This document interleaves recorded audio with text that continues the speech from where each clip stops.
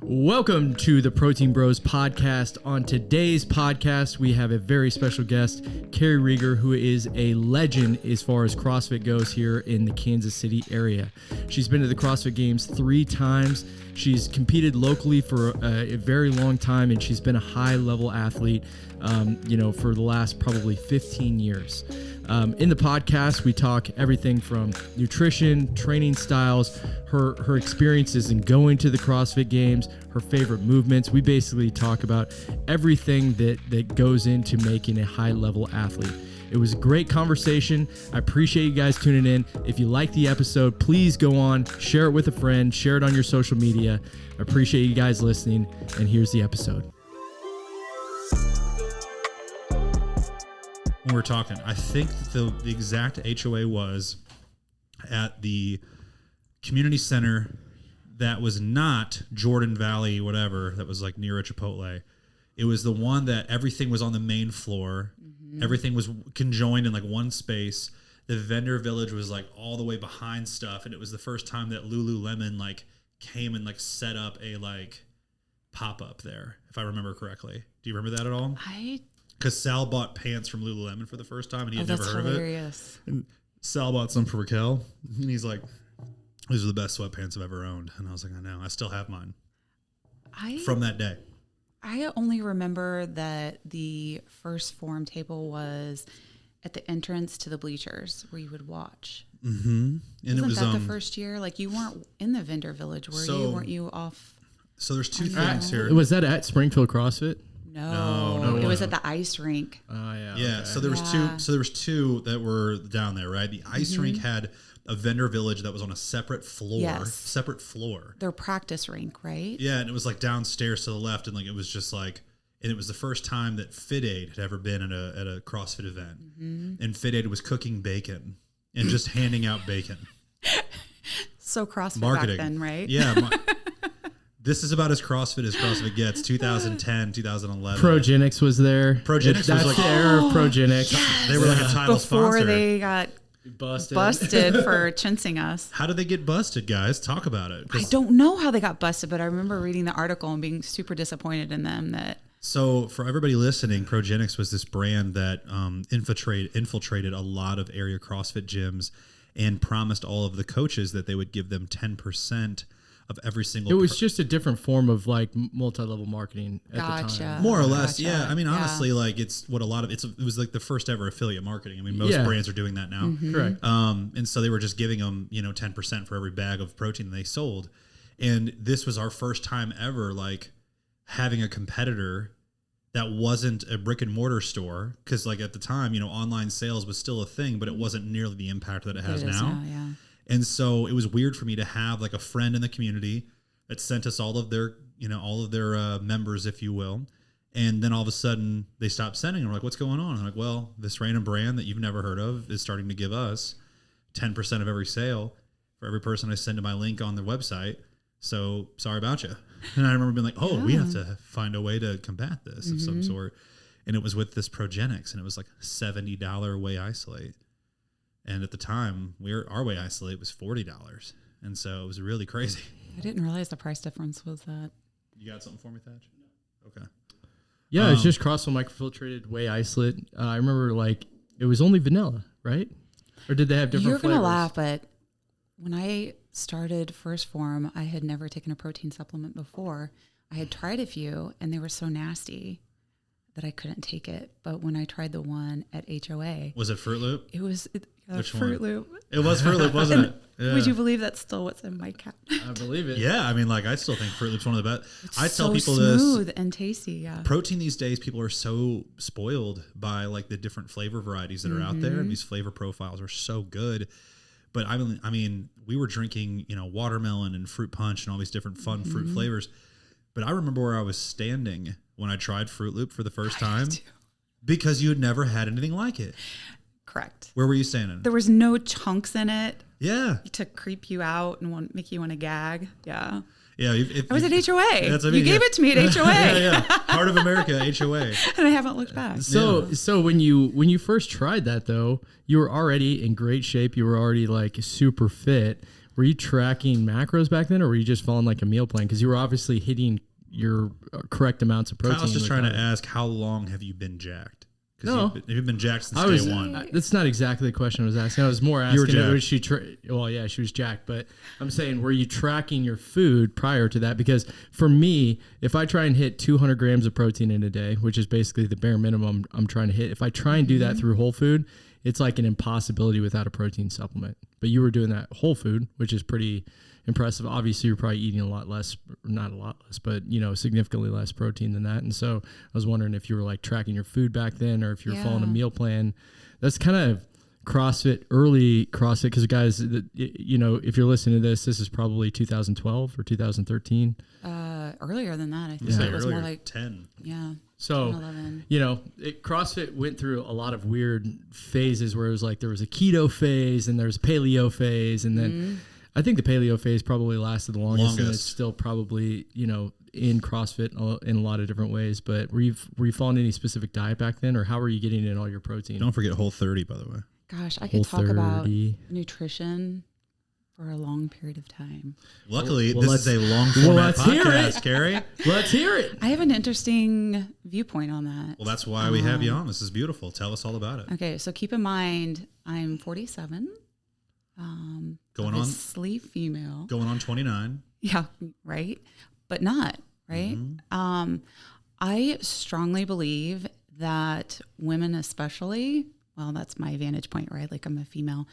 I don't believe in fad diets, and I don't believe that there's a one size fits all. I really believe that there is something that works for you, and you have to figure out what that is. I don't believe in tracking macros. I believe in learning what I need based on how I'm feeling.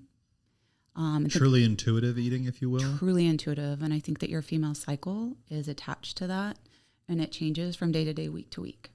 I think that's very important to understand. I remember before I found CrossFit, was it the Atkins diet? Oh, yeah. Okay. Keto, popularized the first ever low carb diet. Yeah. Right? There was South Beach and Atkins really took off. Okay, so I did that, and I lost a ton of weight. I was a runner back then, and I felt a lot of pressure when I was a runner to be as small as possible. Yeah. But my natural physique isn't small, right? Like, I'm just a naturally muscly person. I remember I lost a ton of weight, and I felt awful. I may have looked good, but I felt awful. I felt buzzy in the head. And I really learned out of that experience not to ever jump on a bandwagon ever again. And really try to learn from myself what good eating looked like. I was fortunate enough when I've been a member at CrossFit Leaf Summit since I started CrossFit, but the coach there, the original owner, spent a lot of time talking with us about what good, clean eating looked like. And he talked a lot about paleo, but he wasn't on that end of don't take in carbohydrates. He was really about fueling your body. For sure. So I got really lucky that I learned from one of the best, like what my plate needs to look like. Learn to stay on the outskirts of the grocery store, right? That's a great tool. Yeah. So I've never been one to track macros. I do think that if you don't intuitively know what your body needs, or you're new to the nutrition game, I think that tracking macros for a period of time is good, but I don't think it's good long-term to let that rule your life. Be obsessed with it. Yeah. Exactly. I've learned, because I've done a lot of different diet styles that, people are like, oh, you should just track your macros. Macros will, then you can have whatever you want. It kind of gets rid of like any kind of, food issues that you might have. But I'm having tracked macros in the past myself. It's just as easy to get obsessive about macros as it is to get about anything. Yeah, creating a whole new ball. Yeah, and then you're not thinking about what you're feeling like. I also don't really believe in weighing myself. It's unhealthy personally for me to weigh myself. Yeah, it stresses you out. It really does. Yeah. I have had a few bouts with exercise anorexia, especially when I was younger. So I'm really sensitive to getting rid of things that put things in my head that shouldn't be there. For sure. When you say you intuitively eat to feel better, are you talking about like performance? Or are you talking about, like, for me, gut makes a big difference? So like how I'm feeling as far as like digesting foods makes a big difference. What angle are you talking about from when you say, eating to feel better? I think that what I do in the gym affects how I feel, but when I'm assessing how I'm feeling, it's not when I'm working out. It's when I wake up in the morning, how do I feel? am I sleeping hard at night? If I'm not sleeping hard at night, that's my first sign that I have done something wrong. For sure. Right. You can tell when you wake up if you went into deep sleep, or if you've woken up in the middle of the night or like tossing and turning. For me, that's a really big sign that I haven't taken in. Usually, unfortunately, it's that I haven't taken in enough healthy fat. Mm-hmm. That's what really keeps you up, or That from will- having deep sleep. That will keep me from deep sleep, and a lot of women as they age, especially, will wake up at that 3 a.m. mark, which is normal. But the question is, how quickly can I go back to sleep? Mm-hmm. And if I'm unable to go back to sleep within, let's say, 10 minutes, then I know that I have not taken in what I should have the previous day or days. I wonder if that's because your body uses fat that you consume to basically make hormones, while you're sleeping. I wonder if that's just the reason that you're not feeling so well is because your body doesn't have the ingredients it needs to create those hormones while you're in REM cycle. I haven't studied it to that extent, but I would guess that you're probably right. But you're There's some pretty type you're of pretty hormone dialed in to imbalance. know that it's that. For me, if I don't have carbohydrates before I go to sleep, if I eat some carbs before I go to sleep, I have a protein shake and oatmeal before I go to sleep, like every night, and it makes me sleep like a baby. If I don't have oatmeal, it screws with my sleep. It's weird. It's good that you already know that. Yeah. I mean, and everybody's different what they need to eat before they go to bed, and some people can't eat before they go to sleep. Yeah. I happen That's to how be my like wife you. is. I need to eat kind of a second dinner is what I call it. Yep. Within 30 minutes of going to bed, or I cannot make it through the night. That's the same thing. Yeah. I'll be like, The amount of people that are shocked by hearing you say that, like as you sit here ripped to the gills, you're like, yeah, I have to have a second dinner before I go to bed, and it's like, well, how do you stay so in shape? And so, people don't recognize just how the unbelievable amount of work you put in the gym on a daily basis. I'm sure. well, yeah, I think all that goes together. So, obviously being somebody who's gone to the games, 3 times, who has exercise as such a big portion of their life, when you are exercising that much and you're competing at such a high level, you have to pay attention to your diet.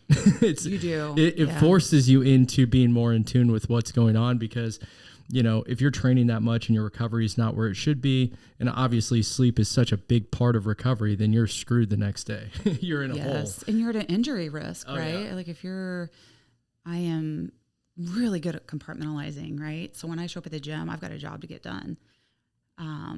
So sometimes I won't notice if things aren't quite right because I know what I need to get done. I know what numbers I need to hit, what times I want to hit, that kind of thing. So I need to know before I walk in the door that I've done the right things to be prepared. And if I'm not prepared nutritionally or hydration or sleep-wise, my risk of injury is higher. And by injury, I don't mean I tore something. I mean, I have maybe tweaked a muscle in a way that then I have to lay off of it for like 3 or 4 days, Cramps. stuff like that. Cramps. So, yeah. Oh, cramps are the worst, right? Yeah. Like if you aren't prepared in the heat because our gym isn't air conditioned and then Yeah. you have an issue, that'll take me a week to recover from, right? Yeah. Yeah. You got to really be prepared there. Yeah. Tell us through, so you mentioned, you have a really, I would say like unorthodox maybe opinion on nutrition, but Yeah. what have you found to work for you most recently? So like what does a day in the life of you look like typically when it comes to what you put in your body? Okay. So you're just saying from when I wake up, kind Yeah. of what my Yeah, just your go-tos. nutrition looks like. Mhm. Yeah. So I only have 1 cup of coffee in the morning. Try to keep that low so that I don't become dehydrated. And then I'll drink like a shaker full of water is required in my mind before I can work out, right? Because I've had that coffee and you kind of wake up dehydrated. Then I'll do protein. Usually do like 4 or 5 pieces of sausage. Chicken sausage is my favorite right now. It's some maple syrup on it. And then I may grab a carb or 2, depending on how I'm feeling. And then always a banana. And when you mention a carb, so some people would mention like a banana as a carb too, just because of the sugar from a fruit. What carbs are your go-tos when you're grabbing some? Ooh, I really like oatmeal. Oatmeal is one of my favorites because I feel like it sticks with me. Satiates, if you will. It does. I'm yeah. really high on the Dino oatmeal. So if you guys are listening With and the you need eggs in some 'em? oatmeal, yeah, they got the eggs in them, the brown sugar eggs. Let's go. That's like the best thing about having kids is stealing their oatmeal. Little I am treats. notorious for stealing my kids' food, their Yeah. candy cereal. Oh yeah. That's a cheat. That's Yeah. one of my favorite cheats. Fruity Yeah. Pebbles or Yeah, I told my kids, So I'm like, you bad. guys got to keep the cereal out of the house because Dad will. I I cannot will pound it. Yes, Yeah, if I'm not, and then I'm will- like, oh. I know. I know. And that, back to what I was saying, like carbs before, like I go to bed helps me sleep. I always justify it in my mind, like, oh man, this is gonna, I'm gonna sleep so good though, you know, have a big bowl of cereal. I'm gonna sleep great tonight. So, You guys ever seen the new 3 Wishes cereal? They What's sell 3 it. Wishes? They sell it at Costco nowadays, which is cool. It's just a really high protein cereal. It's got like an even macro kind of profile. I think it's like 10, 11 grams of protein, 10, 11 carbs, something like that. They have they only have one flavor that's at this, but I tried and it was awesome. So I bought another box. Tastes really good. But it's like a cinnamon one. Have you ever had cinnamon live dog?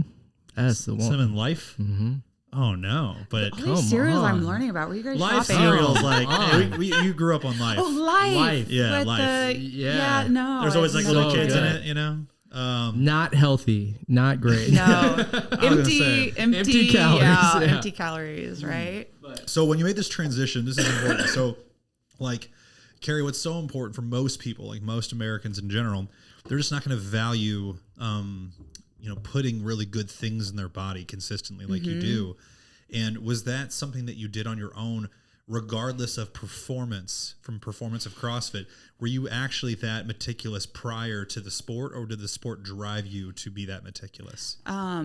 The sport drove me to be that meticulous. So before I was CrossFitting, I was a marathon runner, endurance racer. I did adventure races and triathlons, and I didn't know what I didn't know. So I followed this like low calorie, low fat diet, and my body just craved sugar because I was at a caloric deficit, and I probably didn't feel so great, right? Back then. All the But 90s through like 2003 or 4 was that era of everything fat free or yes, 98% and that was fat me, free all and- fat free, Yeah. fat free, all salads. I mean, just not an emphasis on eating protein. And I would say that would be the biggest shift, is that I don't value food that comes out of a wrapper anymore, and I'm not hesitant to eat a lot of protein. The only protein I typically take out of a wrapper would be if I'm in a pinch. Oh, I'm sorry, a protein shake, because I think that's important to take in right after you finish conditioning or whatever. It's just something really quick that hits your muscles. So I think quick that's recovery, important. if you will. Yeah, but I always try to eat within like an hour of finishing a session as well. Sure. But try to make it real food. Like I really like to eat chicken, ground beef, steak. Like I said, the sausage, eggs. Those chicken fish. sausages, they're getting inventive, aren't they? Oh, they're so good. There's all kinds of good ones nowadays. I'm addicted to Costco's. They have a chicken sausage there that Which one? I've had a few of them there. I'm gonna butcher It's like Asiago cheese and pear. Amlu, AM. I don't know. I've never had a brand, chicken but- sausage Breakfast ever, but you're sausage. intriguing me. Oh, I haven't had the breakfast sausage one. I've had like it's breakfast, yeah. There's like a mozzarella, like there's always like ones with like 3 different ingredients in the chicken sausage. You know what I'm talking about? I've had that. Yeah, this one's the breakfast sausage, like the tiny little. That sounds perfect. Yeah, with a little maple syrup on top. Oh, Oh, dang. Feels I'm in really on that. good. My fiance likes to make me breakfast burritos, and I will make sure that those, They're included. slipped in there. Yeah. Absolutely. so how'd you transfer from running into CrossFit? What got you into CrossFit?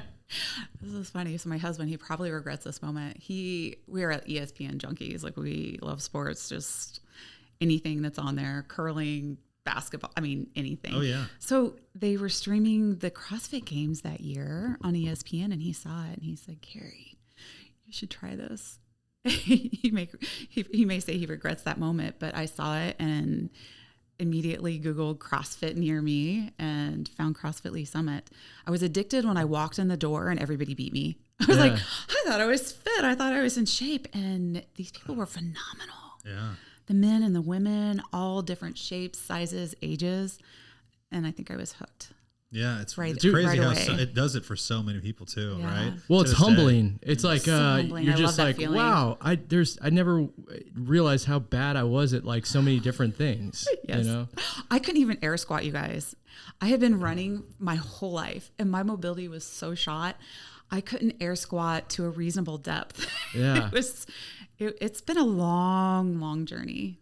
So now, journey. not being able to air squat to being a 3 times games athlete, right?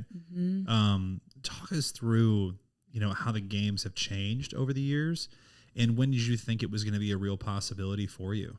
You know what I mean? Because you did it for years and years before you made the games, correct? Before I had any idea that, I kind of knew that CrossFit worked for what I was good at, for my athleticism, right?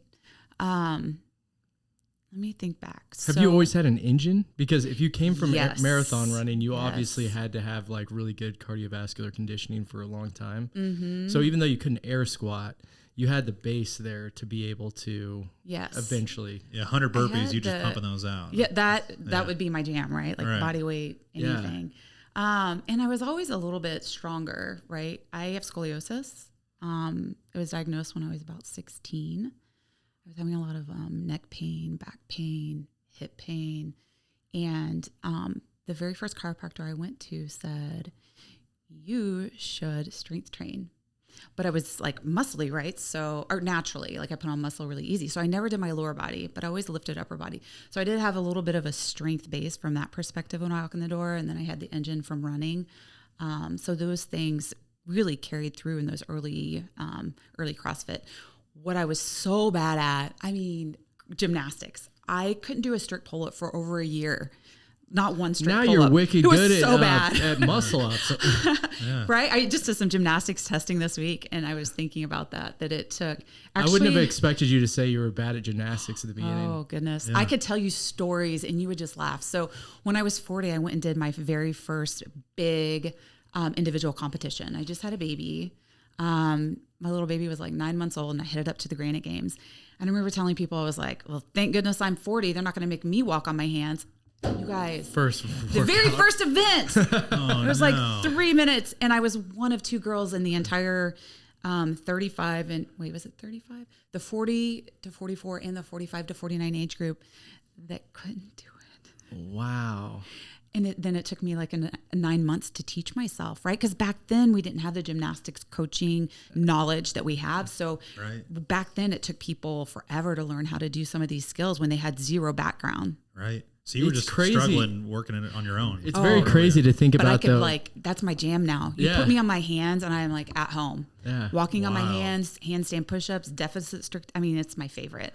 Now you know it CrossFit it progresses in a way that is pretty crazy, because now it's like handstand walking is like in the open. You know, wasn't there a handstand walking in the open this last year? There has or maybe been it was handstand in walking in the quarterfinals. open, yeah. But you know, now they program it into the open, and it's like, you know, if you rewind back to, you know, what was that, 2016 or 17 that you were doing that, and it was like nobody, you know, or very few people could walk on their hands the way that they can now. Now you Yeah. have a huge amount of people that can. They can do it. Which is crazy. It's just, you know, shows you that exposure over time, you know, people get a lot fitter and, you know, get a lot better at things. And the coaching is Much better. So much. Yeah. I remember looking for a gymnastics coach that knew CrossFit that could help me. This was probably about 2016. I couldn't find anyone. There's Yeah. like nobody out there that did that. It was just there was none of that That crossover just like coach there is that I now. could pay to coach me, because I knew it was my biggest gap. That's what kept me out of the games so many years. I missed making it to the games by a handful of places year after year after year after year, and a lot of it was the gymnastics. That I just- Really? What made you not reach out to like a former gymnast who became a games athlete? You know what I mean? Who's maybe not competing in the same, like we just knew Alex LaChance, for example, who was at the HOA that you and I met, and Alex LaChance was an Arkansas gymnast, and then turned CrossFitter, and now she's dating or married to Dan Bailey. Yeah. No, married. Oh, I've met her. Yeah. Yeah. Alex, yeah. Yes, Now she's yes. Alex Bailey, I guess. I don't Yeah. know. But they're getting there, whatever. But Alex, yeah, she was there that day. But I mean, like that was who I think of, because she was on the same team as Brooke Wells that day. Mm-hmm. You know, I didn't think of myself back then as somebody that, unless I could find somebody who was doing it for a living, that they would want to pick me up. I just didn't see myself like that. I don't know if I was, you know, I just didn't know what I didn't know. And I Yeah. knew I was missing the games by just a little bit. But honestly, when you look at, and back then, the difference between 25th place, which they were taking the top 20, and 5th place is huge, right? Yeah. Even now it's huge. Yeah. Like the girl in my age group that won the games this year, Kelly Friel, she's amazing. Yeah. She slaughtered the rest of us. She slaughtered the field this year. You know, I mean, just the difference between 1st and 10th is huge. So It's wild how that works, oh, right? it's amazing. I think that's And it's wild. What's really wild for anybody who's listening to this is that you're talking about the 0.00001% of people. And so if you think about it, it's like, the top 90% make it to quarterfinals. And, I was a person who'd make it to quarterfinals and people were like, oh, like how close are you? I'm like, I am so far away from that. So like, don't compare me to that, because if you go to the games, you are on a totally different level. The top 10% is hugely, there's a big difference in people there that are at the top of that and the people that are at like 92%, Yeah. So it's crazy that even within the top 10%, there's such a big difference. Even in the top 5. Even the top 5. So you're saying it's wild. I mean, even in the, this is any sport, right? Like, excuse me, like the NFL, there's, countless, times of players who were just absolute phenoms in college and they get to the NFL level. And the game's just so fast for them that they just, they don't look like a men amongst boys anymore. They look like the same as everybody else. And so it really just shows you when someone is so transcendently good, like Mahomes is right now, for example. It's just like that person has something that, only God can give you. Yeah. Tia Claire Toomey. Yeah. Tia Claire or Kelly Freeland. She's going to come back and win it after having a baby, probably. Well, and I will tell you, having had Jack, my youngest, when I was 40, that year after you have a baby, hardest. No, I mean, in some ways it's hard, but in some ways it's not. I mean, the female body is amazing resiliency. I literally couldn't be sore. I would go home from the gym and think I'm surely going to be sore tomorrow, but the hormone that's in your body after you have a baby. Do you get like a spike in progesterone, or like what is it? Again, I am not a doctor, but I would tell you that female after female will tell you after they have a baby that they're phenomenal afterwards. Tia doesn't need any help. She's already a freak. I watched a video this morning of her on my Instagram reel, and gosh, what was she doing in it? I think she was doing box step-ups, like weighted box step-ups, and she looks like she never, you can't tell. That's crazy. You can't tell she has a little one under one. Yeah.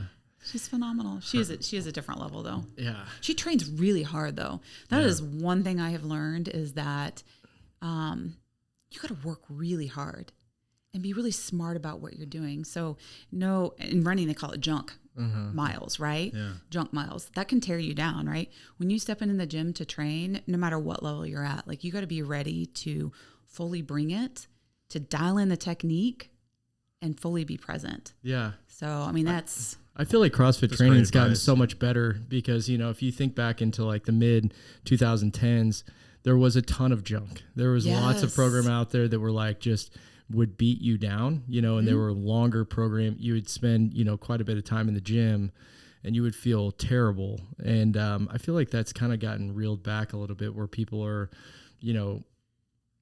there's, an endurance portion, there's a weightlifting portion, and then it's also coinciding with what you're doing in the rest of the week. And there was a time in CrossFit that it wasn't like that. It was just randomly. Dude, it was the Wild West, man. It was the Wild West. The coaching was, dude, there were so many boxes opening up at one point in Springfield, Missouri.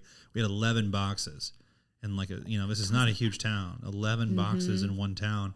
And CrossFit Springfield, obviously at the time, number one probably in the Midwest as far as the amount of membership. And it was massive. They had to move it 4 different times.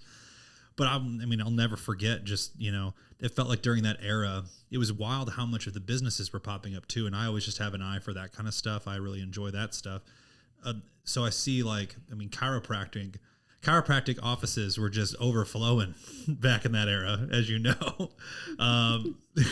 The amount of meal companies that popped up that were selling paleo meals, right? It was just going bananas as far as you couldn't come up with enough stuff that was for CrossFit that people wanted to buy. Wouldn't buy. Right? People were going out of their minds for just anything. And when Reebok picked up the Nanos and they picked up CrossFit, right? And they created the Nano shoe, it was just again, bananas. And people were buying 2 or 3, Dude, hey, I love the Nanos to this day. Do you? I do. Not. You've never been a fan? My foot is kind of narrow. Here, can you see my shoe? Mine's the opposite. We're the opposite. You got Nobles on. I am in love with Nobles. I like Nobles too. They're just not. Are you paying for those Nobles though? Maybe not. Yeah, I was gonna say. She got the hook. She might have had a handful of Nobles She for probably- making it to the games. They are so generous. Are they? When you, yeah, at the games. I mean, my first year. they Talk gave us through the 12 swag. Talk us through the swag's swag. crazy. Yeah, that's Yeah. the fun part. So I joke with people. I say, I know I'm wearing CrossFit gear all the time, but that's what I have, and they've given me great stuff, and it's free, so I'm gonna wear it. I'm not gonna go buy stuff. Heck yeah. Yeah, the first year we got like 12 pairs of shoes, No Whoa. way. lifters. I mean, I try to calculate what it was worth. I mean, $2,000 or $3,000. I was about to say easy. $3,000. It's at least three. I mean, just the shoes themselves and the Yeah. lifters. And then they have to give you, because you have uniforms you have to wear. So my number's on everything. But you have to have shorts. You have to have tights. You have to have A swimsuit, sports probably. bras, swimsuits, swim cap, long sleeve shirts, short sleeve shirts, sleeved. I mean, you have to have absolutely everything. And they wanted you branded in their stuff. So they did give you everything. course. Enough for 3 or 4 days and 3 or 4 workouts a day. So Very Yeah. cool. yeah, Like 16 outfits per games. Yeah, it's just enough motivation to keep going. it is pretty cool. Yeah. I won't lie. I love Noble as the sponsor. They do a really good job. Out of anything outside, so talk us through some other stuff. It's not just like the apparel and the shoes. Sure. What other things were like thrown into the goodie bags and so forth? Um, Some random brands that are just kind of maybe ones that are on the radar for future years. Because at one point, Noble was like a nothing brand. They only had one pair of shoes, and that was them. That was it. One pair of shoes, and like the Jared Stevenses of the world back then. Remember him from CrossFit 4 and 7? Absolutely, yeah. We love Jared Stevens, but Jared was like one of the first ever athletes. He might have been the first. He might have been. I remember when Noble And now look at him, became right? It's the crazy. presenting sponsor Yeah. at the CrossFit Games. I think it was my first year, wasn't it? Haven't they been Think for so. 3 years? Mm-hmm. And look at them now.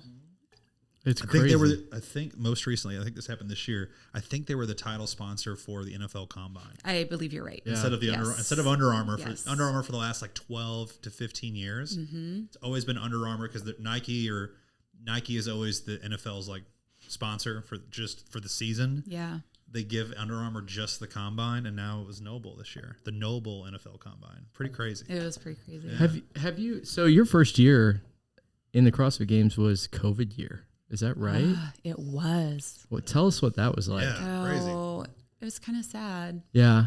Because it was there. Because I had worked Yeah, like a decade to get there. Yeah. And then COVID hit. So, yeah, that summer, after I made it, our choice was to either become fully vaccinated or to have a COVID test on site when we arrived. But at the risk, if you tested positive, you would not get to compete.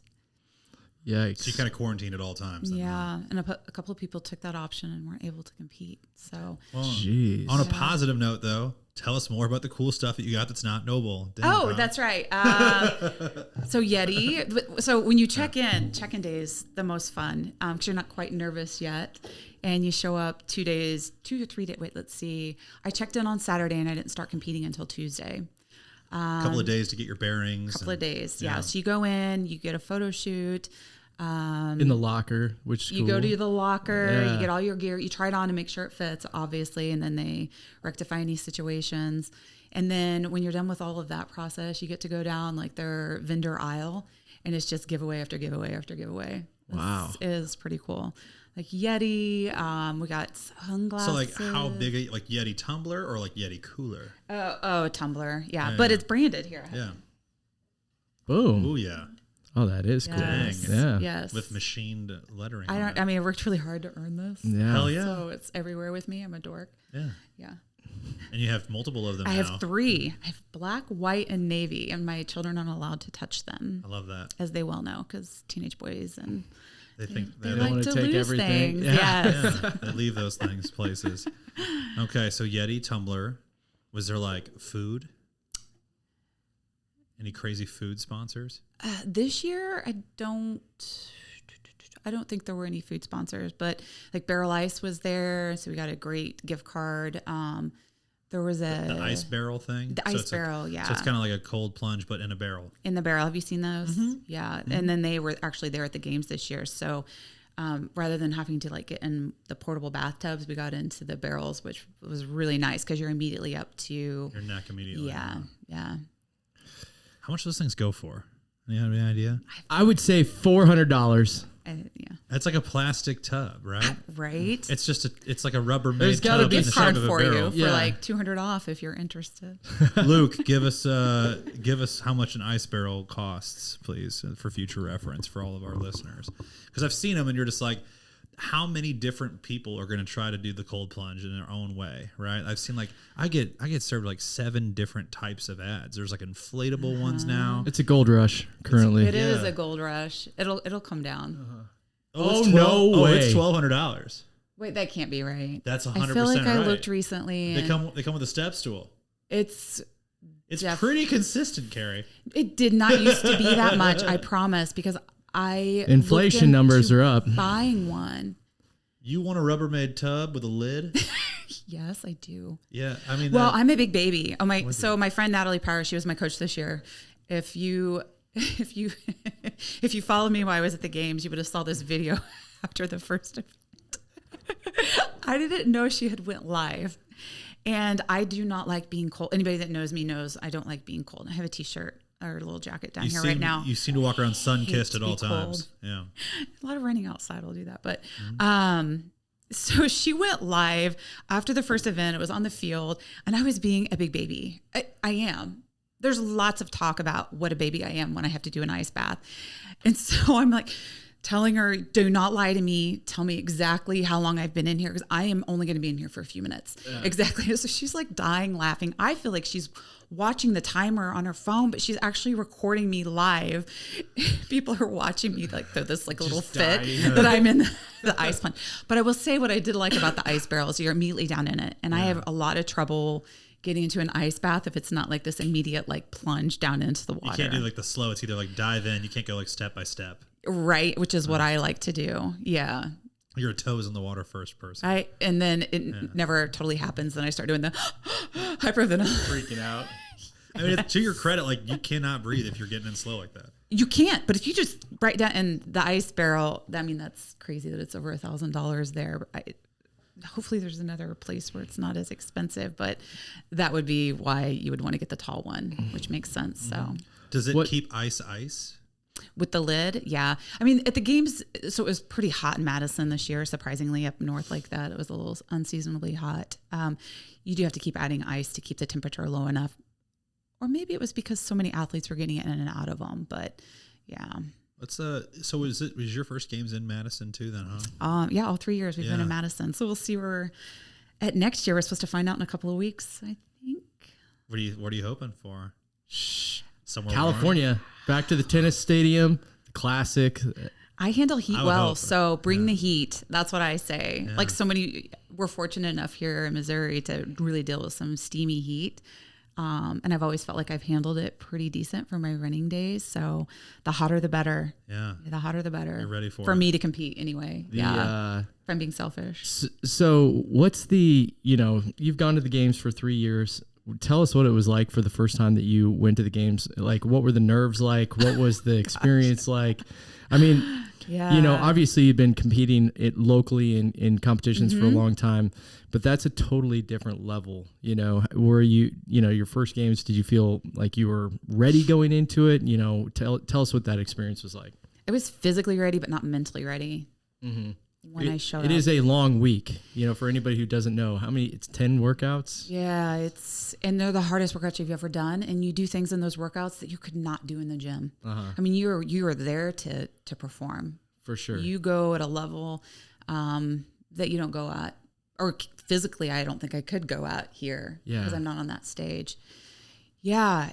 So is it hard because you're saying that you go to the level that you don't normally go to, is it hard to rein that back? Because, in CrossFit, there is a point of diminishing return when you're redlining yourself. Is it hard to basically not get overly excited in a workout so you're not like basically going too hard?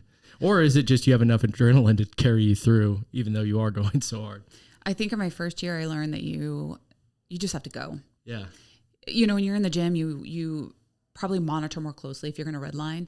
But when you're at the games, you're going to leave it all out there absolutely every time. Yeah. And I think that first year I learned that I got in my head a little bit and I worried too much about how I was going to react later in the workout instead of just living it. So I've learned after that, what I learned out of that year was to just live the workout. Yeah. And trust your training. I think it was Ben Bergeron maybe that said, and this quote has stuck with me, that CrossFitters typically don't see how quickly they do recover. So you train so hard, especially that summer before the games, before you get there, that you do recover pretty quickly, even mid-workout. So if you do come out too hot, right, then you can recover a little bit in some of those longer workouts and then, push the throttle Step again. on the gas again. Yeah, it's like gears, I guess. But if you come out too slow, you're not going to make up the difference. You can't. And it's a mental game, right? When you're looking at only 10 people that you're competing against, right? You want to come out hard and fast, right? Yeah, set the tone. You do. You want to set the tone. Yeah. Mm-hmm. You've had 3 years of doing this as far as the games go. Mm-hmm. Just what memory fully pops out the most? And if you could give any advice to a first-time games competitor, what would it be there? To surround yourself by people who know you and who put you in a good mental state. A lot of it really is mental. The coaching, like it's when you get to that level, you need those people around you to bounce your game plan off of. In some cases, I've had to have people just give me game plans, right? Because I sometimes my nerves, especially that first year, my coach that first year really had to help me a lot with the mental side of it. I remember having like a few little emotional breakdowns, and he was like, you have this, you're fine. You have trained for this. You're going to be good. Here's what you're going to go out and do. So having those right people around you is extremely important. And nutrition, right, is so important when you're there. You can, it can be a difference. Unlimited carbs. Do they make it difficult for you there? Because obviously you're like a fish out of water, right? You don't have your routine. You don't have your stuff at your ready. You know what I mean? I'm sure you didn't bring pounds of chicken with you. No, you don't. And it was especially the first year, I think that I had a little bit of trouble, not a little bit. I had trouble the first year because I wasn't taking in enough food. Yeah. I was nervous. I was having trouble eating. Sure. So the year 2 and year 3, both of my coaches were like, you have to eat and this is what you're going to eat. And I would say, no, I can't. Have your nerves calmed down just through experience? Yeah. Absolutely. Yeah. Yeah. You just kind of, you don't really know what's headed towards you, but you kind of have an idea now. Yeah. There's more knowns. Yeah. Especially that first year. It's such a big stage. And so many people are watching. And I remember getting like 50 messages a day wishing me luck. And I let that make me nervous instead of letting that fuel me the first year. My mental game was just awful that first year. Was it crazy seeing like people with your name on their back and stuff? Like there's Rieger shirts out there. Yeah. I tend to be, I always think about the single mom out there just busting her butt, working 2 or 3 jobs, and she's a hero to me. So when somebody puts my shirt on or puts a shirt on and it has my name on it, sometimes I feel guilty that I'm getting attention, and this other person who's truly a hero, nobody's wearing her shirt around. And so it was really hard for me to work through and understand that, yes, absolutely, she's the true hero, not me, but that it's okay for people to be excited for what I'm doing and want to support me. It took me a little bit to work through and really believe in. Yeah, but I think that, you also can't underplay, what kind of impact you have on people as far as like motivating them to want to make a change in their life or motivating them to want to go to the gym or, a lot of people, they probably look at you and they're like, well, I'm not going to, maybe I never get to that level, but I can at least go to the gym every day and I can at least put in the effort that, my best effort, and I think that that's huge, push to their own potential. I sure hope so. I really enjoy talking to, especially people who are new to the gym, and you see them right away, the ones that are nervous, right? But they walk through the door. Right. They made it. Somebody walks through the door that, I tend to talk to the women more than the men, just, it's sure. Like I'm a female and that's you just know what it's like to be new to something. Yeah. And I think CrossFit and lifting for women, it's a little bit different for us when we walk in the door than it is for especially like my generation, right? A lot of us didn't grow up in a gym in high school or junior high. Yeah, women lifting weights was not a commonplace. It was not a thing. Yeah. So it's picking up a barbell for the first time. A lot of women when they walk through the door. So I really enjoy going in and introducing myself and kind of getting to know them. There's actually a female in my gym right now. She's, maybe been at CrossFit Lee Summit for about 6 months. Her name is Leslie. And I love watching her. She goes to a class during the day. She's had breast cancer. I don't know how long it's been, maybe 5 years. So she's been through a lot. And watching her fire and her her learning to snatch and just her excitement and then her determination, so motivating for me.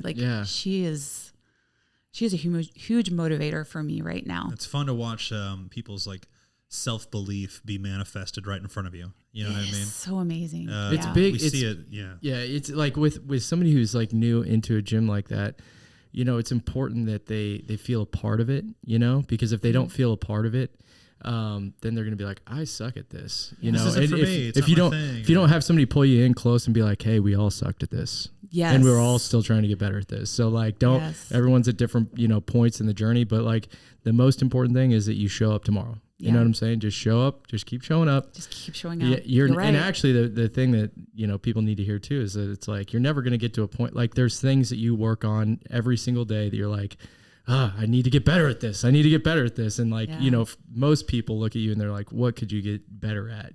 But it's just, everybody has different levels, and so a new person just needs to understand that never stops. And they just need to get, comfortable with the fact that you're not going to be great at it at the very beginning, unless you come from a weightlifting background or a gymnastics background, but then you're still going to have things you have to work on. So true. Yeah. So that's when I see new people in the gym, that's what I always try and relate to them is no one comes into the gym usually and is awesome at it right away. You just have to keep coming. I will say this too, it's tough whenever you are in exceptionally good shape. I would say even both of you guys, when you're trying to explain these things to somebody who's new, it's so commonplace for people who are new to fitness, more or less, will walk into somewhere and just completely undermine your hard work and think that you just came out of the womb looking jacked and it just wasn't as hard for you as it was for them, and so on and so forth, and just completely undermine how hard you work. And I'm not like you. I don't just have muscles coming out of my ears. You know what I mean? And it's dude, you have no idea the work that I put in. And so I want to talk a little bit about your balance, because you're a mother of 3. Yeah. You also have a full-time job with Hallmark. Is that correct? I actually... Talk us through that. I did. My husband started traveling internationally about 8 years ago. And so I took what I thought was a 1-year... sabbatical, and then had baby number 3. And so way to go, I'm Thatch. a full-time mom, proud to be way to go, a full-time Thatch. mom. Oh, you're good. You're good. It says here you're an executive at Hallmark. I was. Executive. Was. Okay. But I'm saying the balance of it all. I was thinking in terms of just we're your job is to work out for a living, and it's no. Oh, it's not. I wish. I can assure you that's not the case. My wife is a stay-at-home mom, and I have the utmost respect for stay-at-home moms now, that having seen it in real life, it is a full-time job. Yeah, I've gotten to see both sides of it. So my older 2, they're 15 and 16. I worked all the way through and was CrossFitting at a high level, right? Right. Traveling, all that. Yeah, all that. Yeah, traveling for work a lot. And then I've also gotten to live it where I'm now taking care of everything around the house. Well, not everything. My husband's fantastic. I shouldn't downplay what he does. But I'm I'm responsible for the house. I'm responsible for their sports schedules. Gosh, that's tough. And my kids are super hard workers. Yeah. I'm so proud of them. They work as hard as I do. I have my oldest, he trains in the morning before school, he trains after school, and he has practice. So nice. What are his go-to sports? So my oldest is a basketball player. A lot of time required there. My middle, who's a sophomore, is a soccer player. These are the main sports that I'm listing. Obviously, they grew up playing multiple sports, but they're at that age now. We're talking about a sophomore and junior who have aspirations of playing in college, that now it's time. Just this past year, they both kind of gave up their other sports and they're focused fully on their sports of choice. But those two train really, really hard. And so there's a lot there with me. That's cool. To help them. Do they do CrossFit with you? No. Yeah, they do sport specific stuff. Really We be do tough sport to- specific stuff now, but I am their. I'm just laughing I at being a program boy for them. and like to get absolutely crushed by your mom in a workout would just be a real ego crushing moment for I think all of us. I'd have to do some. I'd be like, I mean, like what would there's you do? got to be a lift that I can focus on and beat her at. Yeah. But They're really possibly sweet. not. They don't react that. They're very confident boys, and they've maybe they have and they haven't told me, but they don't typically react that way. And I can see them gunning to beat me. Sure. Because we do some like the echo bike together, things like that. What's your best? Was it 20 I think- cal or 25 cal, Kyle? It would be like a number to ask her. No, I don't know that's 50 off the top cal? of my head. She would 50 cals are where it like really starts to suck when you're doing sprints. I mean, but then again, like, I mean, Does the no bike one ever likes- not? Yeah, no one ever hurt? likes a I mean, bike it's a sprint. dry heave. You know you did well if you're dry heaving. That's how I shouldn't say that. I'm probably scaring people. Not always. You know you're but doing well if you're dry heaving. You Kyle. know you killed it. Oh, Yeah. well, I have an echo bike at my house, and we had like a little get together at my house after our last, we had a barbecue here for our grand opening. And one of our managers, who will not be named, we had a contest to see who could do 25 calories the fastest on an echo bike. And he might have thrown up that night, and his name might be Bobby. Who was the fastest that night, Kyle? I think it was me. No, I beat you by 2 seconds. I don't think you beat me by 2 seconds. I think you did a different number than everybody else. I think everybody else did 20. You did. You did did 20 or 25. something. Are we gonna and have I to did head to the 20. gym Hey, when we're done here everybody- today hey, and settle listen, this? listen. Kyle likes to give me shit on the not worth- podcast. Kyle likes to give me shit on the podcast. Not but even that worth- night, but that night, I did win the 20 Carrie, cal. I want to say this, and this is no shade at Jeff, but it is a little bit. There's not a single not a single thing Jeff can beat me at in the gym. Not a single one. Not a single one, he says. He might have me on bench now, though. I'd never bench anymore. What's your bench? He's shrinking. I don't Is it know. 365? Get That some was- atrophy. I don't know if I can do that anymore. I think you can. I think you could. I think you could get out. I think if you I could get out see of you, 365. if I have to stare down you beating me in something, I might be able to will it out of myself. Man, I mean, dude, it's all possible. I've got the game plan But the bottom- for you now. Yeah. Okay. Because he thinks he has you. You Well, just that's gotta, okay. like, stay with him until the last minute. He's going to think he has you, and then you. Yeah, this is the game plan. Play me? That's how you beat. That's how telling you you. beat All I'm that saying confidence. is, on our rogue bike, we decided to do the Echo Bike Challenge here of 20 calories, and all I was going to say is I wasn't dry heaving. I legitimately thought my heart was going to stop. Jeff looked white. I was like, He I need ghost a white. minute. I need a minute. I'm going to go behind. Like, no one will look at me for a while. And I was just like, I'm like getting in the car. My fiance and I get in the car. And it had been like a solid 20 minutes since I got done. And I was sweating profusely. My body was just like, what have you done? And it was 20 seconds. Yeah. I think it was 18 seconds for 20 calories. And I was like, amazing. I mean, I was sprinting, but I was dying. Yeah. Do you remember when in CrossFit, when like assault bikes started getting added into the gyms? It takes a while to get used to like how bad they can make you feel, because they can really like ruin your day. That's like one of for those sure. things that can like totally ruin your day. So if anybody is listening and you haven't been on an echo bike or an assault bike, the issue is that you're using your arms and legs at the same time. You're rewarded by revving it as fast and as hard as you can to get through the calories because of how the formula works, right? And so when you're doing that, there's nowhere for the lactic acid to go. Yeah. And that's why when somebody pushes themselves super, super hard, they tend to not feel very well It's just- afterwards. Yeah, throw up city after you push too hard. And it like, just to be clear, Kyle on his birthday, we did like this special workout for his birthday up at MC CrossFit. And it involved some echo bike for me at least. And he's like, yeah, just do like, he's like mentioned some random number of calories that I had to hit. And I remember like, all right. No, it this was it was 600-meter run, so it was probably 600 like meter, whatever. 60 A calories. run and or bike? is- something. 60, yeah, it was a no. calorie- He didn't want to run, so I was giving him like a Oh, I sub see. for It was see. rowing specifically that my body didn't like, and so I was like, all right, I'm gonna bike instead of row. And so, anywho's, as I'm doing this, I just remember thinking like, I'll just leisurely be able to do this part, move the legs, move the arms, pump them both, And I remember being like, oh, this is like 5 minutes longer than I anticipated. Because of the way it, You know what I'm saying? you gotta put in the effort. I didn't know the formula where it's just like it multiplies out if you're really cranking. Mm-hmm. But if you're just like leisurely strolling around, but going back and forth, and I wasn't going slow, right? Like I was just going at a normal pace. Yeah. It literally took me 5 times longer than I thought. I'll even sometimes I like burned rev like it 4 and then back off, and then rev it and back off. That's because a good idea, yeah. I mean, I legit did 20 calories in 18 seconds, right? But when I was doing this workout I was in the middle of, I was just going back and forth. But I legitimately, I'm not kidding when I say this, 4 calories a minute. That was my pace. You were going, your RPMs were like 5. Yeah.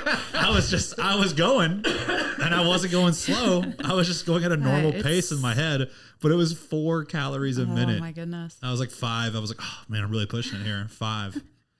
So I was there for a while. I mean, for me, if I drop below 15 calories a minute, I know that I am in the hurt locker in an actual workout. I'm literally dying at that point. So what's your favorite movement? Like if you had to say, when you see it in a workout, you're like, that's me. Yeah. Oh, it's strict handstand push-ups. Really? Oh yeah, because that's a huge separator. And if it was like deficit strict handstand push-ups, I'm ready. Like I'm so excited. The only thing I will say is that I still have to go, right? Yeah. Like when you're good at something, it's almost like you get even more nervous because you know you should do so well at it, right? That you really have to. Your expectations for yourself have to go up super high. Yeah. Have you ever always been good at it? Because you mentioned that you weren't good at gymnastics in the beginning. This is a really funny story. So when I was pregnant, I was looking for things I could do, and you couldn't kip them. Yeah. And so I know you're not technically supposed to go upside down when you're pregnant, but I was very careful. I promise, listeners, I was very careful. She wasn't all the way upside down, just kind of upside down. I was, but I would do like 100 handstand push-ups for time at least once a week when I was pregnant. So it was like I was doing weighted strict handstand push-ups. So for 40 weeks. That's awesome. And ever since then, it's been something that I've been pretty good at. So could you hang on to? Well, you're a games athlete, so I'm guessing you probably were doing that in like 10 minutes or less. You're probably doing it in 5 minutes. Yeah. Wow. That's fast. Maybe 6.5 was my record back then. That's awesome. I don't know what it is now. I haven't tested it, but for everyone listening, if you could hang on to 10 a minute of strict, you would probably be pretty, top 10% probably of people doing CrossFit. Yeah. A lot of people have problems with strict handstand push-ups. Holding the tension and doing it right. Yeah. No, I'm really careful. Handstand push-ups are my thing. Like, don't bounce the head off the ground. No. Be careful. My gosh, I can't believe the amount of lingo you guys are getting into now. Don't bounce the head. That's a thing. People bounce their head off the ground. People are like, people like to win. People are motivated by winning, and you just got to be careful. As a coach, it's something that you work with athletes and progress them before you allow them to even attempt one, because you want them to stay safe. Sure. Yeah. You're in this spot now where you have to, start considering 2024 and what your plan is there. We're staying in the same age bracket, correct? I am. It gets harder every year, right? Would this be the last year, or would you have one more? I have 2. Yeah. So 2 more years left. Exciting.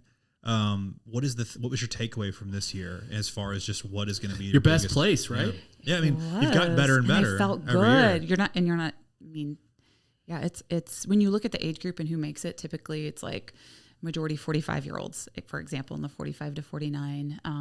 Not all, of course, but every year, really, you can see the aging process, right? Yeah, it matters. It matters. So, I mean, my goal is just to keep getting better. Obviously, I'm targeting when I turn 50 to try to dominate. Yes. Mm-hmm. I want to dominate. I would say walking away from the games this year was the first time that I thought, I'm not slowing down. I'm still getting better. You truly belong. Yeah. I truly, And so I do have an increased fervor to see what I can do. And I think before I would come back from the games and I'd be like, oh, how much time can I take off? I want to take off 5 months. I don't ever want to turn that clock on again. Yeah. And I think I feel better. I think my mental state is a lot better. And my belief in myself is higher than it's ever been. I love that. Yeah. I mean, what else could you hope for, right? Like Yeah. what more could you hope for than that? Mm-hmm. And so like, you being the biggest believer in yourself is probably the longest journey you can be on. It is. And it's taken me a while to get to where I thought I could be a contender. I still got a lot of work to do. Sure. A lot of work to do. Where's that work going to be focused on? So as we age, technique becomes even more important. And so I look at areas where improved technique can make a material difference and what I get better at. So for me, what I'm working on right now is I came back and backed away from the Olympic lifting a little bit, super explosive, like power movements, right? But that can tear my body down. And so I'm following bodybuilding. I hate to use that word, bodybuilding, but essentially it means that I'm not lifting. I'm doing a lot of strength training. I'm doing a lot of what we call monostructural. So that's a lot of running, echo bike, ski erg, and then a ton of gymnastics. I actually just found a gymnastics coach to focus on that and program gymnastics specifically for me. So less impact stuff, less loaded impact. That is correct. Yeah. Yeah. I mean, it's Olympic lifting it can definitely beat you down. It you can. know? And all those years of running, like my knees are older than 47. Let's call it what it is. They are older than 47. So I do spend a lot of time doing prehab and being smart about that. But just doing that every day really tears me down. So, yeah. Sorry. I have my phone on. First time podcaster. I have my phone on Do Not I Disturb. even turned mine off. I have mine on Do Not Disturb. I don't know what's going on. You guys He's listening, the guy who don't. snoozes versus stops. No, I changed the time. I'm like, oh no. Dude, okay. So Sorry to have broke that up. no, man, broke my train of thought. So you were focused on, I was going to ask. So they're talking about bringing it to California. Do you have any kind of like fears on like open ocean swims and stuff like that they've put in the past? Have you been focusing on the swimming at all? Swimming. Wow, that anybody who knows me is laughing right now. Oh boy, I plow through the water, but I've gotten a lot better. So my first year going to the games, I was so scared. We had to swim. I think it was like 300 meters. And I was like, okay, so there'll be life-saving people in the water. Yeah. I did make it. I did really bad. Been doing it every year and gotten better and better and better. So I'm okay comfortable in the water. I try to tell myself not, like, fear isn't something that I will allow myself to process. Does that sound weird? I don't do that. I'm aware of what an open ocean swim means over like an open lake swim and how different that will be. So I will want to practice it, or I'll have somebody splash me in the face while I'm swimming, which is essentially kind of what it is. Like you're getting splashed in the face and having to deal with that. You're not just swimming in the water. You're swimming alongside a bunch of other people at the same time, and it's a totally different effect. Totally different. Talk us through. You know Toya, that's a coach at MC, and she went on a team. Games team 2 years ago.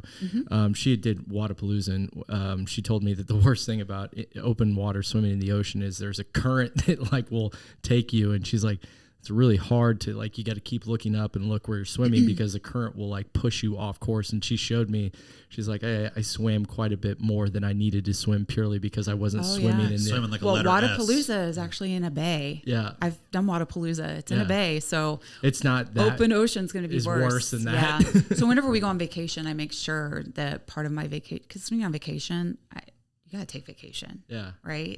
Especially if you're with your balance. Family. But I do swim in the ocean whenever I go on vacation. My husband's an amazing swimmer, so he'll like coach you through it a little bit.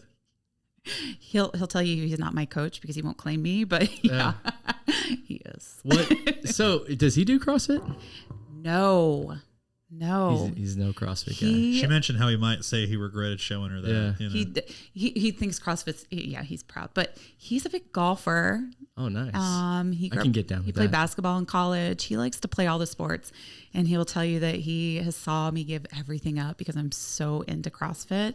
We don't play sand volleyball anymore. I don't do triathlons anymore. Well, I'm thinking about doing some, but only for CrossFit, right? Yeah. So he really enjoys that variety. And not very many CrossFitters keep a variety especially doing it at the level I'm doing. CrossFit I in and can't. of itself is the variety. It is yeah, absolutely. But to be fair, that's probably the top of like any, the top triathletes aren't doing, a lot of other type things either, Mm-hmm. So it's just people that are at the top of what their, what their specialty is. I agree. As far as the, the different events that you've done. So you mentioned Granite Games, which I'm not familiar if they've continued to grow Granite Games comparatively to how it used to be. There's Wadapalooza, and then there's the CrossFit Games. Those would be the three I would say best Rogue. individual or the Rogue. But Rogue's that's only big now. individuals, elite individuals. It's Yeah. like an invitational, Yeah. right? Mm-hmm. So with that being said, out of those, have you done all of them? Or if you haven't done the Rogue? I haven't done Rogue. No. But you've done Wadapalooza, you've done Granite Wadapalooza, Games, Granite you've done. So with the production of these, who does the best job as far as like the programming, the way the event is put on? What runs the smoothest for you? Granite Games. Granite Games. Yeah. See, I was wondering if it was someone different because I've been told that by numerous athletes. Like some people love Wadapalooza the best. Wadapalooza is fun because it's in Miami, right? Like it's a That's what great everyone atmosphere, huge crowds, the lights at night. So that's pretty cool. But Granite Games, as far as just how it's ran, was my favorite, has been my favorite. Yeah. Did you do the Wad on the Waves? The cruise that they did from Wadapalooza? People all just got on this cruise ship right after Wadapalooza, and there were like tons and tons of people that just went on a cruise afterwards. No, that sounds like Wad a on the lot of fun, Waves. though. Yeah. I was really sad when I was down there competing that I couldn't have more fun in Miami. Yeah. You got to extend that trip a little bit. Yeah, I should have. Yeah, Yes. Yes. As far as vacations go, we saw that you went to the Super Bowl this year. Oh, my goodness. It was epic. I was there as well. Were you? Jeff Yeah. Witt. Do you think it was epic too? I was. Ugh. Yeah. I mean, I would say you can't forget your first one. Kyle and I got to go to the one in Miami, a few years back. And, I'd never been to an event like that in my life. And so I try to tell everybody, like, even if you don't go to the game, just go to the city where the Super Bowl is. I agree. Because the NFL puts on a show unlike anything else you've ever seen. I feel like there is no better presenter of a sport like the NFL does. I mean, like from the NFL like walkthrough thing they do as far as like I'm talking about the experience. Yeah. They honor their sport better, I think, than anybody else. Like they create mega fans. There's no reason. Like there's a real reason why NFL has taken over, I would say, for a long time as the most popular sport in the country. You know what I mean? Based on how they present it. Because Major League Baseball, I feel like growing up was just as big as the NFL. It was, yeah. And they've really Not fallen. done a very good job. I mean, since They're the trying strike hard to way come back, back. right? Yeah, they're trying so hard to come back. I mean, post-steroid era, right? It's really difficult. And then they've changed up some rules this year, and they're like trying to make it fun and let the kids be kids again and stuff, instead of like all the old timers being like, respect the game, don't use any emotion, and, Yeah. And so, yeah, just weird. It's weird to see the NFL has always like changed with the times as it's need to. That is I hadn't thought about it that way, but I agree. The events before the Super Bowl even started were Crazy. Blew me away. I mean, it wasn't just that they were fun and it was like a cool party. It was, yes, how they presented it. The setup even was phenomenal. The food was phenomenal. The bands were phenomenal. Yeah. Did you do like the on location stuff where you can like We get on did, the field? yeah. Did you do that on the Oh, field? no, on the field, but the on location, like part of our tickets included one of those The pre-parties. pre-parties and stuff. It's like Yeah. all you can eat and drink and all that. Did you make it count? Yeah. When you're drinking, Carrie, what do you drink? Were you like up there getting a skinny margarita, or were you like, screw it, give me I a don't beer? do sugar drinks. That doesn't make me feel good. At an event like that, like I'm a beer girl. Not like a seltzer. I guess I was drinking seltzers. It's the first. Yeah, it was maybe one of the first times I'd had a seltzer. I don't. Have you had many since? I'm not a huge drinker, but No one would have guessed. But in it's the all right. off season, I don't really. You're telling me drinking's not good for high level performance? I know, right? You see this whoop I have on? Yeah. Oh yeah, your There's a HRV whoop. goes My to- husband's probably like, take that whoop off. Because whatever I drink, I can see it for days. I know. It's When you I wear a had whoop no and then you idea. drink, you're like, oh my God, this just annihilates my HRV to the point where it's like, don't train for like a week. I'm like, what it the does. heck? It does. Yeah. It's astounding. Yeah, that was poison in your body. You didn't know? It is, yeah. It's also it shows you just how bad your sleep is after you drink. It's, You know, and that's you're what like, it whoa, affects me. Yeah, it's crazy. Yeah. Crazy. I used to be, it's either beer or bourbon. I'm a bourbon girl. What's your go-to bourbon if you had to pick? Whatever my husband is recommending to me at the time, I love like that. Woodford, stuff like that. I'm Yeah. not really like a Woodford's super, good. you know. Yeah, but the Super Bowl, I mean, I'd be having some Woodford for sure. Oh, if yeah. They were, it's just over the top, isn't it? Did you see some celebs and stuff while you were there? You can't kind of miss them sometimes. Like we saw Alex Rodriguez just walk right by us. Did you? Yeah, I mean, he was just, yeah. Yeah. No, I don't think I did, saw, but guys from Barstool. There was like, Theo Vaughn sat in the same section as us. Yeah, just people everywhere. It's that's wild. so cool. I mean, if they don't CrossFit, I probably don't know. I don't. Did you guys? Very possible. I'm not as cool as you. It wasn't any like, Dave Glass. I mean, I guess I knew who walking around. Alex was. I would have known who that was. Yeah, A-Rod was with, somebody that looks like J-Lo but wasn't J-Lo. So weird how they do that. The weird thing that Just find a replacement. Yeah. the weird thing that when we went to the Super Bowl, you get used to that, like people walking around in like jerseys that have nothing to do with the game. That was And so then- I weird, was right? shocked too. So many I was like, NFL look at all fans. these, It's- like, yeah. at least wear something neutral. Yeah, Yeah. but You you showed up should, to a like, Packers jersey. You're like, what are you doing, dude? but a Super Bowl is like such a once in a lifetime like experience that people are like, I'm just gonna wear my favorite team's jersey and whatnot. But when we went, we also were surrounded by people that. You go to a Chiefs game, you're standing up the whole time and you're screaming the whole time, and Yes. you go to the Super Bowl and nobody wants to do that. Even weird, the yeah. Eagles fans, because we Yeah. were surrounded by a lot of Eagles fans. I was Oh, okay. surprised at how much calmer they were than us. Yeah. It's strange too because if you were in the stadium, people talked about this as far as like the telecast of watching on TV, that like you could really hear the Eagles fans way more than the Chiefs fans. And I'm like, well, it felt really 50-50 when you were there. Did you? Where I was at, it felt like there was a lot more Eagles fans. than Overwhelming Chiefs. in your Yeah. like in our section it was all Chiefs fans, but just like okay. looking around the stadium, we were kind of high up, and so you could like see just the better. colors right of everybody, and it was like it felt 50-50, right? But I guess like any chair that was open's red because it's a Cardinals stadium, right? And so it's yeah, like I you didn't could think feel about that. if anybody's up getting a beer or whatever, it's like, well, that seat's red. Yes. So yeah, it was a unique experience for sure, and it was also like seeing the field conditions, and everybody was blaming the field for slipping and everything, and it's like, I mean, What was these your athletes thought? are ready for stuff. What was your both thought on teams had that to play flag? so.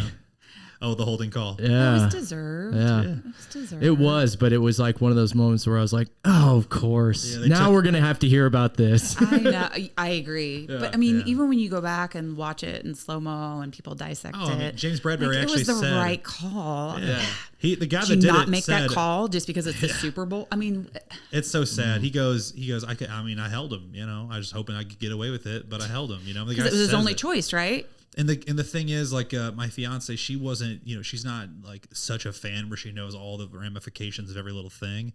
And I'm like, no, baby, like, you don't understand. I was like, now the Super Bowl is tainted because everybody's gonna be upset about this call. And it's like, what do you do? Because the real thing that should have happened there was that guy should have just covered, our receiver better and not held him and not put the ref in the position to have to make that call.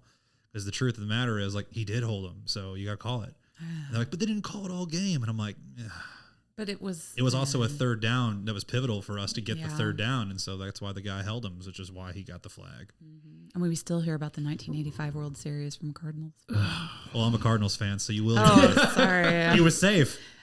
He was I thought there's something off about you. Yeah. I'm just kidding. I'm just kidding. It's okay. If I sound like our team has won 11 World Series championships, it's because we have. I'm not saying that anything negative. I'm just You can have the Rams back. Just stating facts. just stating. You can't split up your teams like that. We had the Arizona Cardinals first. You can't We split your lost them. teams like that. You either accept the Royals as your new team, or They you give me get my rid of the favorite- Cardinals. They are my favorite AL team. I didn't say anything negative about the Royals, did I? Are you one of those that, as long as they're a Missouri team? No, I'm actually one of those St. Louis Rams fans that lost his team and got my nuts kicked in repeatedly. He literally was like a lost puppy I was because he's such devastated. an NFL fan. He's like Devastated. He's like, dude, I don't know. felt like- I just can't be I can't just jump to the Chiefs. I gotta I got to really Need some feel time. it. I need some time. And I was just like, Do you need man. therapy? I was with him. Because I've always been a big That's Chiefs not a fan. I'm joke. like, dude, the I grew Rams up are here. gone. I was like, Yeah. Chiefs. It's Now not funny. you're on our team. You just come over to the Chiefs side. You Everybody know? was saying Yeah, this, you're on the and I'm winning like, side. and I'm Yeah. like, dude, it's not like that. I don't just like become a fan. Like I have to bleed with the team a little bit and like I get feel that, it. yeah. And so this really happened. We had just moved here. We don't know anybody. It's our like first weekend basically living in Kansas City, and we don't have our store open yet, right? So him and I go to Westport. We hear about this bar, Ale House. And if you go there during a Chiefs game, it is the rowdiest thing I'd ever seen. And so it was during this game where Eric Berry, famous safety for the Chiefs, takes a I believe a 2-point conversion back House call. for 98-yard touchdown the other direction, right? And people were standing on the tables screaming at the top of their lungs like we just won the Super Bowl. And I was the only person in the whole bar who didn't even stand up. I didn't care. I was just like, this is so sad. I wish I could be a fan of a team again, but like my team left and the owner middle fingered us on the way out. You were devastated. still like dealing with the heartbreak. Correct. It was like I getting love over it. that. I was like, Yeah. guys, my ex still means something to me. I can't just like just can't. date a new girl. I'm sorry, you know? I was I like, the respect Rams that. Yeah, suck, yeah. dude. They So, sucked before they left. went I'm to- like, who cares? But I will But tell I was a fan. But you, and this, I would tell people about the Royals. They would say, "Oh, have you just jumped on the Royals bandwagon when they were good, when they won the World Totally, Series?" totally. And I was like, "No, we were always going. Yeah. we had hope every season."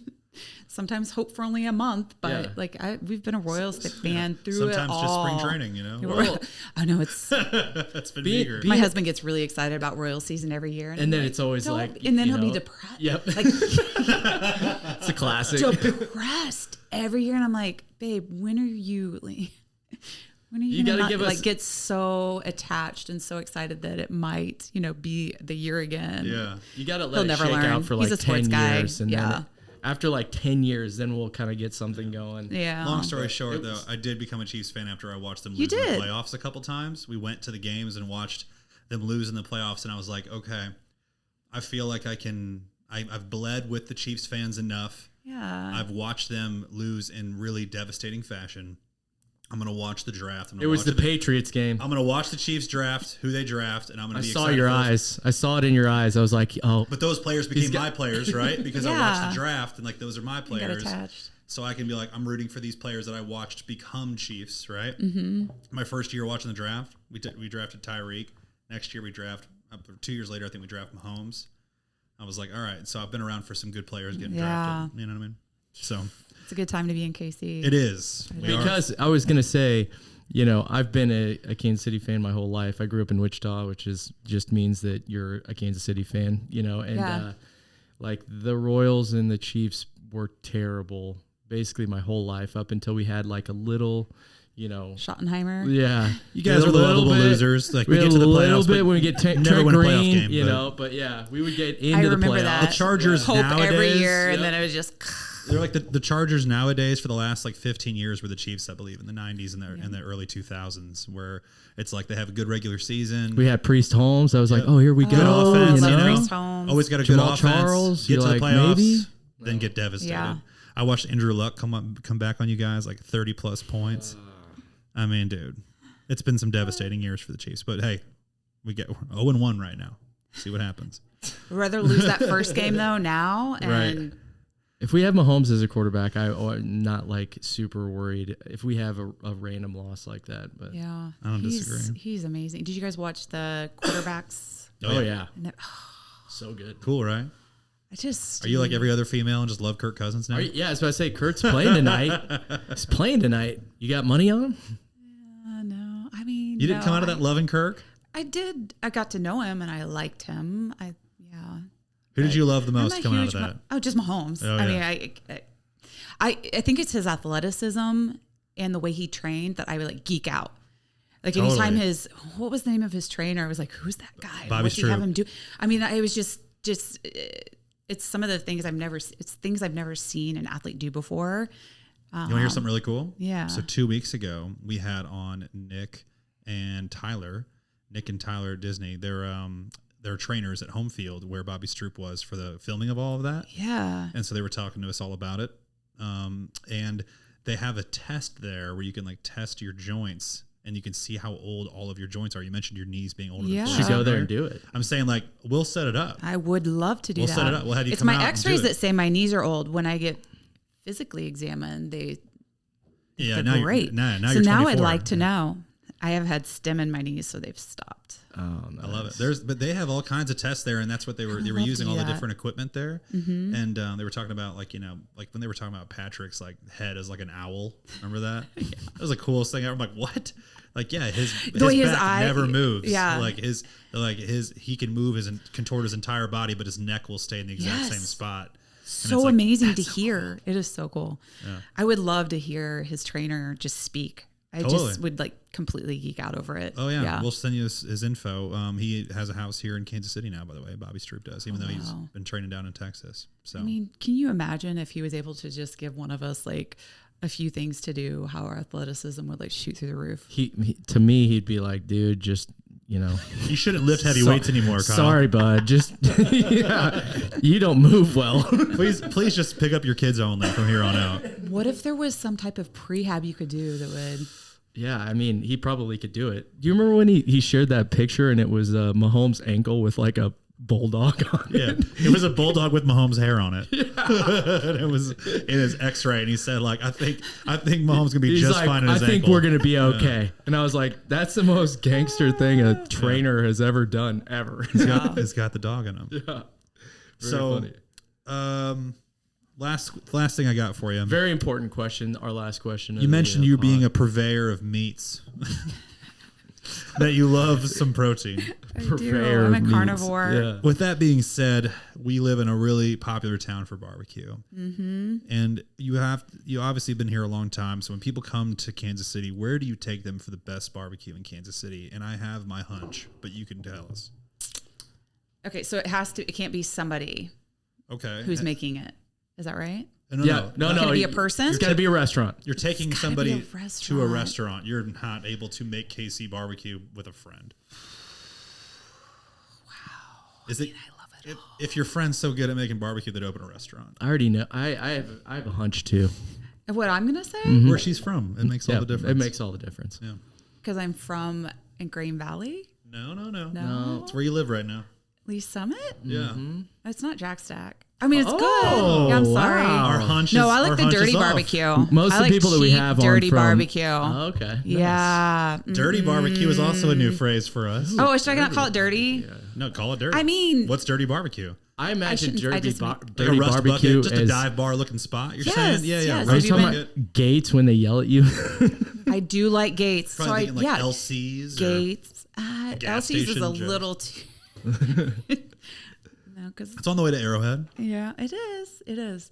No, I like a lot of different barbecue, and I don't think I could pick just one. But I would say that if I'm gonna eat barbecue, it's probably not a nice sit down restaurant. Like it's like Porky's out in Green Valley. Yeah. I like We like Oklahoma Joe's, of course. Yeah, all and those. the But I'm salty saying French fries. the Are you under the kidding table me? spots right here. Like this is what we're here for. Porky's. Like, I've no one never has mentioned heard Porky's. of this. Yeah.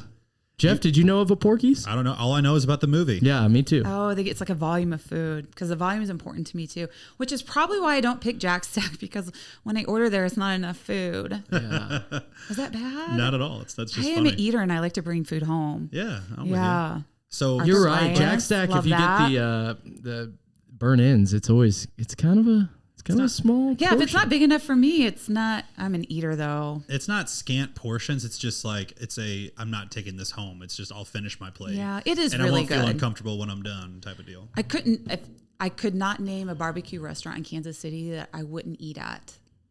Can you think of like another one besides Porky's that maybe our listeners maybe haven't heard of that they should try? No, I cannot. Okay. Because my husband and my brother-in-law are insane barbecue. Can we put them to the test? Do you guys we, got a Traeger or what can are we we ask- talking? Are we talking about like we have a Traeger, but they got an for actual smoke? Yeah, no. So my brother-in-law, he actually has like the smoker, and compete. It's made out of a filing cabinet, So good, something like that. so Something good. crazy. I don't even know what. Yeah, it's everybody that something does a crazy. smoker has to have their own this apparatus. is the time of year to fire that bad boy up. Oh, it too. is, and they do. It's so good. No, my husband believes in like the old Weber grill. Okay. Like, Hey, absolutely. now. so, yeah. I got a Weber grill. Yeah. Love Well, that thing. Kyle and I are known for reviewing protein snacks and drinks. You know, we'd love to review your brother-in-law and your husband's barbecue. I'm just Yeah. saying, Okay. If you guys we'll bring you some up. if you guys do it for real, we have an opinion on this. Correct opinion, some would say. Yeah. So what is your under the table dive bar barbecue? I've been top singing its choice? praises recently, and they're Yeah. officially open for business. Wolfpack Barbecue. Where is this? It's in Columbus Park. It's near the city market Okay, downtown. I'll have to try it. They They just opened. They went from a food truck to food pop up at like a brewery to their own brick and mortar restaurants. So they're on their way to their story, right?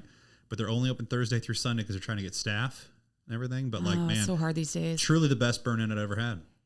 Best burn in ever. Wow. Had. Swear to God. That's a bold statement. I'm I gonna have agree. to give it a go. I didn't want to good. I didn't want to like it as much as I did because I knew Yeah. how it would sound. I'm speaking in hyperbole, but it's really the best I've ever had. Mine slaps, but slaps is not really under the table. Have you had slaps? Have you had it? No, okay. This is a little known fact. Like, I don't go out to eat very much.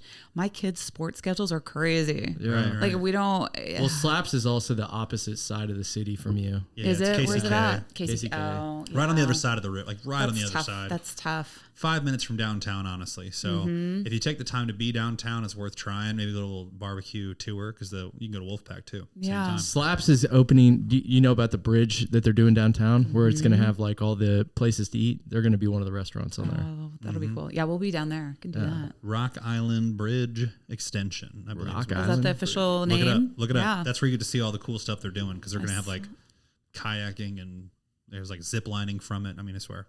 It's all I can't going wait. on. Kansas City is just a different place It's than been when we fun. grew up. I got lucky. I moved here at 2016 and you know, we drafted Mahomes in 2017. So Where did you move from? Springfield, Missouri, Oh, you're where from we met. Springfield. Yeah. Where we met. But from St. Charles, which is like Lee's Summit Yeah. of St. Louis Yep. originally. Yep. Where can our listeners find you, Carrie? And follow On you and social wish you media. good luck in the next year. Give everybody your social media handle. I should know that off the top of my head. I think it's just at Carrie Rieger. Instagram. And, you know, we should have spoken more on this, honestly. I think we're doing them a disservice, but CrossFit Lee Summit's been so instrumental, Oh, wow. Yeah. you know, in your own growth, right? For people who are inspired by this, you know, could they come, you know, to CrossFit Lee Summit and get a workout in pretty easily? Is this something that they would need to like message beforehand? Can they just show up? Do you have any idea on that? I would message beforehand just so they have a heads up that you'll be there. But yeah, come in and give it a go. And my advice would be, don't think you have to get in shape to go. Yeah, I'm that with is you. it. Just walk in the door. CrossFit's just a fancy name for a methodology of training. There's other places out there that follow similar methodology, but what I like about CrossFit is the community, and that you always have a coach working with you to keep you safe. And I will say, not saying any, you know, finding a good coach or a good trainer is just like anything else. There's good and bad, but yeah, I think we have some great coaches at CrossFit Lee Summit. There's a lot of other really good CrossFit boxes in the area. With Kansas City's good scene is coaches. great, isn't it? Yeah. It is great. We've got some great athletes in Kansas City. I'm always astounded when I travel. Wow, like we've got some talent here. Very much so. Yeah. Carrie, really appreciate your time. We Yeah, have thank so you for much coming respect on. for you. We love you. We thank you so much for taking the Thank time you to for be here. having me. I appreciate it. This was fun. And thanks for listening to me 12 years ago whenever we I did. Can you believe that I'm we still talked on at the same length. supplement? Yeah, we talked at length and it was awesome. It was. All right. Thanks again. Yep. Appreciate you. Cool.